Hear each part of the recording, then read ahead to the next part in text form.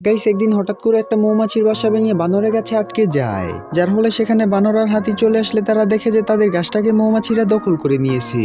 যার জন্য একটা মৌমাছি তাদেরকে দেখতে পেয়ে পুরো মৌমাছি সৈন্যবাহিনীরা তাদের উপর আক্রমণ করে, কিন্তু তবুও বানরটা ভয় না পেয়ে জোর করে তাদের গাছের দিকে যাওয়ার চেষ্টা করে। তাই মৌমাছিরা তাকে উঠিয়ে নিয়ে এসে আগের জায়গায় রেখে দেয়। আর তখনই বানরটা লক্ষ্য করে যে কিছু মৌমাছি একটা ফুলের চারপাশে ঘোরাফেরা করছে, যা দেখে বানরটার মাথায় একটা বুদ্ধি আসলে সে তার বন্ধু হাতিকে নিয়ে একটা ঝোপের মধ্যে লুকিয়ে পড়ে।